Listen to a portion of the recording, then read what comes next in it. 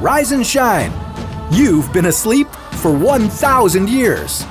And the view outside is not how you remembered it. Trees, wildlife, fresh air, fresh water. Oh, right. This is What If, and here's what would happen if everyone froze for 1,000 years. Rising temperatures, rising sea levels, declining air quality, more extreme weather, more animal extinctions, more diseases.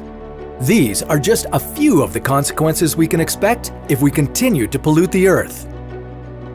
And our time to act is quickly running out. So, what can we do if we want to save our planet, and fast? Strangely enough, the best thing to do might be nothing. Not sit back and watch the world burn, nothing. But everyone going to sleep and doing nothing for 1,000 years while the world repairs itself from all the damage we've done. We can pretty much guarantee that Earth will be better off, but can we guarantee that you'll wake up? Sweet dreams. There are almost 300 cryogenically frozen individuals in the United States and 50 in Russia. And yet no one has ever been revived from cryosleep. The hope is that the technology to wake people up from cryosleep will be available sometime in the near future. Wait, what? The idea behind cryonics is that humans can be preserved at super low temperatures and later restored to full health. Support for cryonics is based on the fact that many living things, including human embryos, can be successfully cryopreserved and revived. Existing cryopreservation techniques can even preserve the fine structure of the brain. However, we can't unfreeze a brain and make it work again. Yet. But suppose we perfected the process and made it possible to cryogenically preserve our world's population of 8 billion people. Where would we put everybody? The most practical setup would be to have cryosleep chambers in big facilities around the world. This would make it easier to respond to any technical difficulties that might arise, while also protecting people from the inevitable decay of our infrastructure. But it's not like every human-made structure would fall apart and disappear, because not everyone would be asleep. We'd need some volunteers, appointees, or lucky winners of a draw to keep everything running smoothly. Australian geneticist Ian Franklin and American biologist Michael Soule suggest that you need at least 500 people to maintain a stable population with enough genetic variety. But with most of the world's population in cryosleep, our impact on the planet would be rolled back.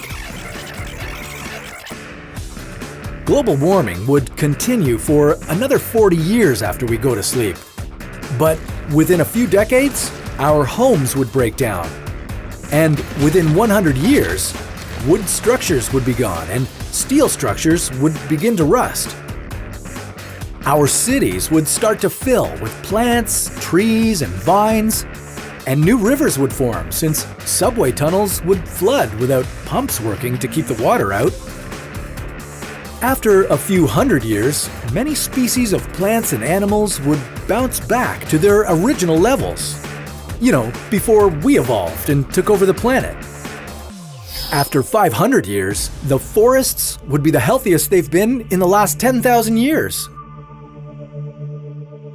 When we'd finally wake, 1,000 years into the future, we wouldn't recognize the world outside. The planet would be lush and green, but our homes and most of our cities would be gone. There'd be lots of rebuilding to do once everyone awakes, but it wouldn't go back to the way things were. The whole reason why the Earth's population went into cryosleep was to repair our planet. We'd likely put strict laws and policies in place to ensure that our new way of life doesn't waste our critical second chance. After all, we'd still have some poignant reminders of our toxic legacy. It would take more than 1,000 years for our carbon dioxide levels to return to normal, while radioactive material and long-lasting organic chemicals could be around for much longer.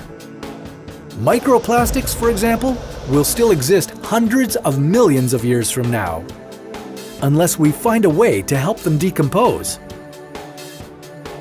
While sleeping off the effects of climate change sounds like a relatively easy way to undo the damage we've caused to our planet, we probably won't have the technology to do it anytime soon. But can we really afford to wait? The consequences of climate change are already causing major problems around the world. Are you prepared for a lot more extreme weather? Do you know how to survive a tsunami or an earthquake? Well, we've got some tips for you on our new show, How to Survive, so be sure to check it out. And if you're looking for a more hypothetical take on survival, like a timeline to human extinction, well, that's a story for another What If.